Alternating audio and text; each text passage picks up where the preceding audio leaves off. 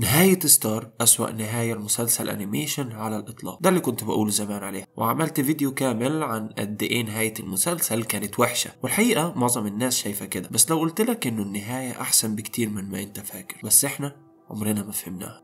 إذا كان في حاجات قليلة الناس متفقة عليها، فواحدة من الحاجات دي كانت نهاية ستار اللي نسبة كبيرة جدا اعتبروها أسوأ نهاية على الإطلاق. بس هل أنت فاكر النهاية أصلا؟ في حال ما كنتش فاكر نهاية ستار، ده ملخص سريع جدا للنهاية. إكليبسا بعد ما اتحررت من الكريستال اللي كانت محبوسة فيها وحكمت مكان مون لأنها الحاكمة الشرعية للمملكة، مون ومينا بيتعاونوا مع بعض وبيعملوا محاربين أقوياء اسمهم محاربين سولاريا. المحاربين دول أقوى بكتير من إنهم يتهزموا بالسحر العادي. مينا بتخرج عن السيطرة، بتسيطر على جيش محاربين سولاريا وبتطلب منهم يقضوا على كل الوحوش اللي في ميوني. فتضطر مون، إكليبسا، ماركو وستار إنهم يهربوا لمكان بعيد عشان يعرفوا هيعملوا إيه مع محاربين سولاريا. ولكن بدون أي مقدمات وبشكل مفاجئ صدم كل الناس، ستار تقرر إنه الحل الوحيد لهزيمة مينا وجيشها من المحاربين هو تدمير السحر، وبتعمل كده فعلا، وبينتهي السحر للأبد. كل الناس بترجع لأبعادها الأصلية، وبينتهي المسلسل باندماج الأرض وميوني بشكل دائم وتدمير السحر للأبد. كلنا بلا استثناء لما شفنا النهاية دي قلنا واعتبرناها أسوأ نهاية. المسلسل كان كويس، بل كان ممتع ومنطقي طول تقريبا 4 مواسم بخلاف كم حلقة هنا وهناك، وده اللي خلى النهاية مش بس وحشة، بل كمان ناس كتير اعتبرتها مش نهاية المسلسل أصلا. ولحد الآن بعد 6 سنين في ناس مستنية موسم 5.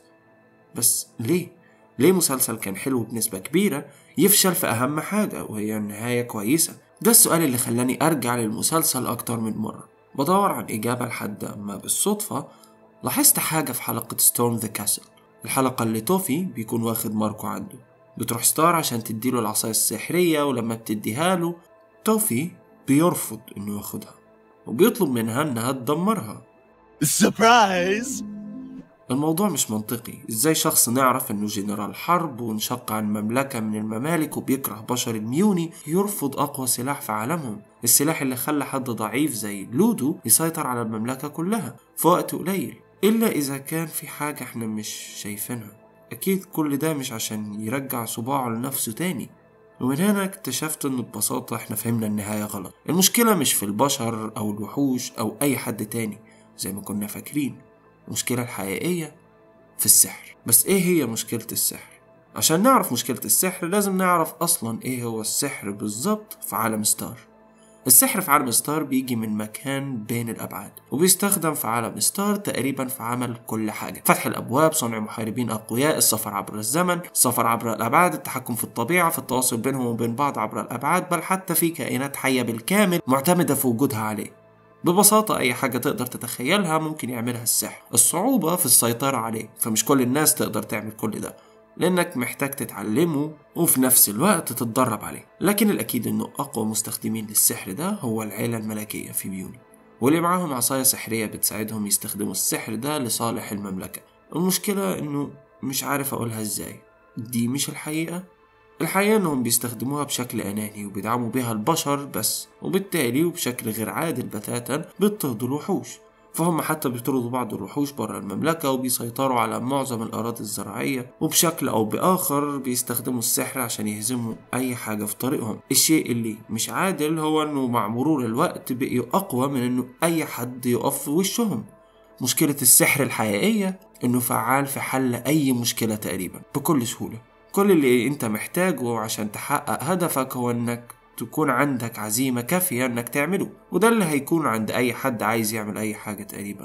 ببساطة السحر هو فعليا الحل السحري لأي مشكلة، وبالتدريب الصح اي حد يقدر يحقق اي حاجة، وانا قصدي اي حاجة. بل حتى ان الموضوع سهل لدرجة كبيرة، لدرجة ان ماركو البشري عرف يستخدمه، وده شيء اذا مش واخد بالك خطر جدا جدا، مش على مستوى ممالك بتتحارب بل حتى على مستوى الأبعاد كلها. إذا بأي طريقة حد اتعلم إزاي يستخدم السحر، واللي بالمناسبة في طرق تستخدمه بيها من غير العصاية السحرية، أكيد طبعا العصاية السحرية أسهل بكتير، لكن الطرق موجودة ومش مستحيل أي حد يقدر يتعلمها، وبالتالي الشخص ده يقدر يعمل أي هدف هو عايز يحققه. وده معناه ببساطة مفيش أي حل لأي مشكلة ممكن تحصل غير السحر، واللي هو شيء بيظهر بشكل كبير في المسلسل في صورة انه كل ما تحصل اي مشكلة حلهم هو انهم يسألوا جلوسوريك واللي هو يعتبر خبير السحر على حل مشكلتهم، زي ما عملت مون لما اضطرت تحكم المملكة وهي صغيرة بعد ما ماتت امها على ايد السحالي. فكان ردها على ده انها راحت تسأل جلوسوريك على حل بدل ما تحاول تلاقي حل لوحدها وتعتمد على الناس اللي معاها. اجابتها كانت للمشكلة هو السحر، والموضوع بشكل او باخر نجح وقدرت توقف فيه توفي قائد السحالي. مشكلة السحر الحقيقية انه سحر، وجوده نقطة ضعف في اي حاجة وكل حاجة، هو الشيء اللي بيخلي حل توفي للموضوع منطقي اكتر. بدل ما ياخد لنفسه العصاية السحرية وينفذ فعليا أي حاجة هو عايزها، حله هو تدميرها، لأن ببساطة بتدميرها مفيش حد هيكون أقوى بكتير من الباقي يتحكم في كل حاجة على مزاجه. وأظن إن حتى جلوسوريك كان عارف إنه السحر هيتدمر في الآخر، بل وقد يكون هو ده كان هدفه من البداية.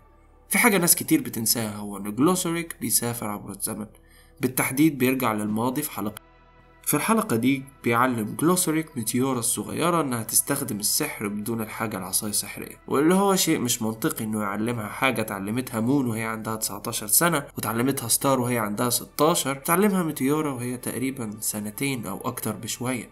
وحتى الطريقة اللي بيعلمها بيها عن طريق انه راح للتوفي وخلاه ببساطة يستفز ميتيورا عشان يحرك مشاعرها وتستخدم التعويذة بدون الحاجة العصاية السحرية، وده خلاها تساعدهم في تدمير السحر في الآخر. بل كمان جلوسوريك هو الشخص اللي ادى لشعب ميوني في الأساس العصاية السحرية. بس السؤال هنا ليه؟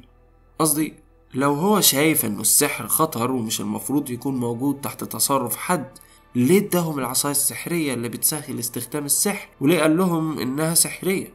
اوكي، اللي هقوله ده هيضحككم، بس يمكن وده شيء يضحك، جلوسوريك هو اللي دمر السحر من البداية. في حاجة لاحظتها في الحلقات لما رجعت أشوفها، وهو إن جلوسوريك بيتصرف تصرفات كتير عشوائية، وده خلاني أتساءل، يمكن يكون جلوسوريك ما كانش بيتصرف بشكل عشوائي، يمكن يكون جلوسوريك هو اللي بيحرك كل الناس عشان تمشي في المسار اللي هيخليهم يقضوا على السحر. وبعد التجربة أكتر من مرة ووصوله لنتيجة مختلفة كل مرة، عرف انه ده هو المسار الوحيد اللي هيخليهم يدمروا السحر للأبد. ده اللي خلاه طول الوقت بيتصرف تصرفات غريبة ومش منطقية، زي لما كان حزين على أم مون اللي ماتت في الحرب، وبدل ما يساعد مون في موضوع الحرب أو بدل ما يساعدها تتخطى المرحلة الصعبة دي، بيقفل على نفسه الكتاب. ولما بيعمل كده بيتفتح فصل إكليبسا المحظور بالصدفة، واللي بيخليها تعمل العقد مع إكليبسا اللي بيوصلنا لحد ما بتستولي إكليبسا على الحكم، وبترجع مون تاني عشان تاخد الحكم، وبتستخدم محاربين سولاريا بمساعدة مينا المجنونة اللي بتكره الوحوش، واللي وصلنا لحد ما ستار أخدت القرار الأهم